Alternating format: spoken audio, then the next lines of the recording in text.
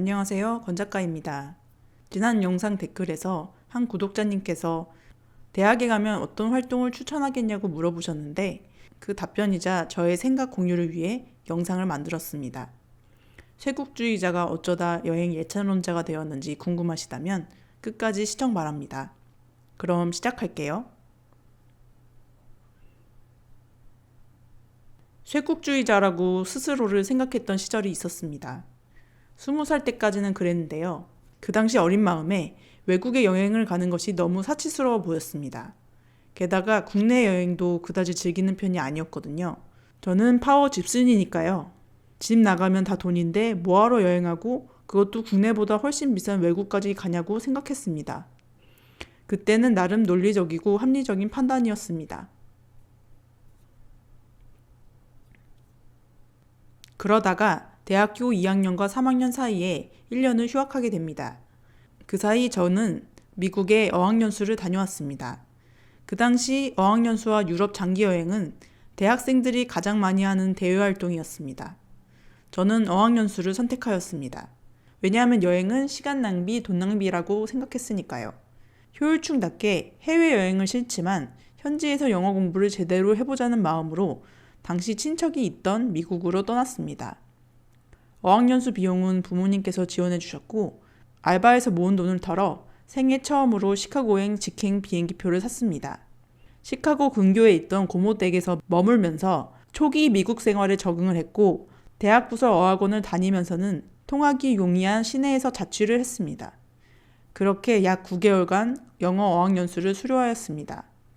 학기로는 3학기를 다녔는데 사이사이에 2주 정도 방학이 있었습니다. 그 기간을 이용하여 미국 국내 여행을 다니곤 했습니다. 그렇게 저는 21살에 시카고에서 살게 되었습니다. 21살에 겪었던 미국 경험은 제 인생의 터닝포인트였습니다.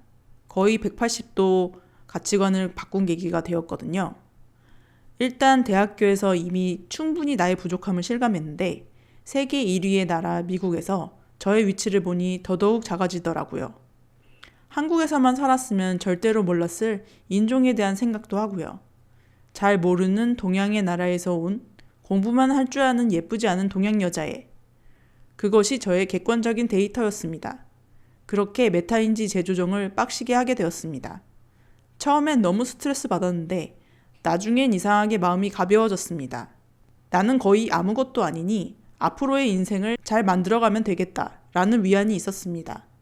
아마 저도 모르게 지금까지 쌓았던 것들에 집착하고 쓸데없이 힘을 주고 있었던 것 같아요. 나의 하찮음의 확인이 역설적으로 자유를 주더라고요. 그리고 다양한 인종을 겪어보니 외모 콤플렉스도 많이 감소가 되었습니다. 인간이 너무 다양하게 생긴 것을 보니까 제가 고민하는 문제는 너무 사소해지더라고요. 예를 들어 볼까요? 한국에서 66 사이즈였던 저는 살쪘다고 생각했는데 미국에서 저는 스키니, 즉 아주 왜소한 편의 사람이었고 피부가 너무 안 좋다고 생각했는데 이건 팩트긴 했지만 기본적으로 미국 여학생들은 평소에 메이크업을 거의 안 하기에 저의 맨얼굴도 별로 튀지 않더라고요. 무엇보다 좋았던 점은 외모 평가를 대놓고 하지 않는 사회 분위기였습니다. 그게 가식이 아니라 타인에게 꽤 관대하고 정확히는 관심이 별로 없더라고요.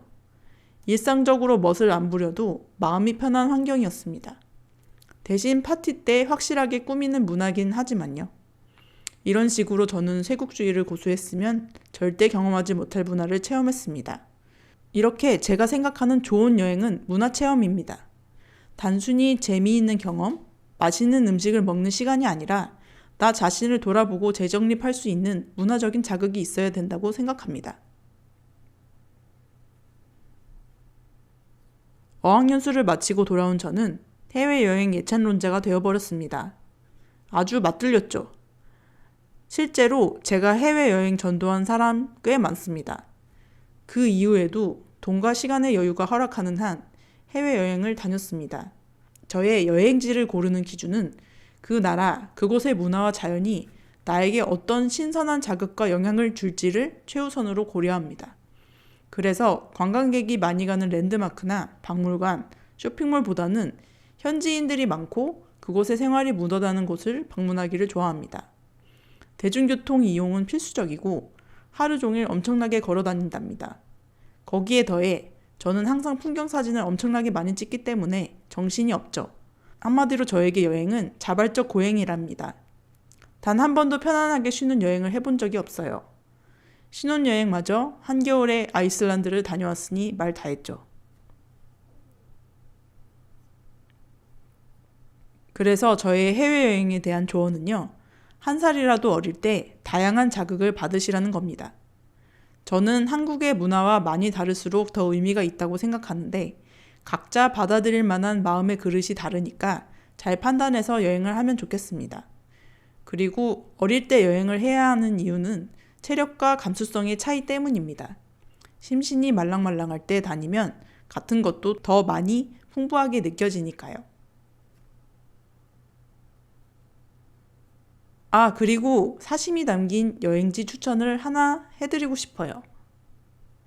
여러분, 스위스는 꼭 다녀오세요.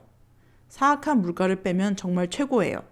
저는 진심 지구인이라면 스위스는 체험해봐야 한다고 생각합니다.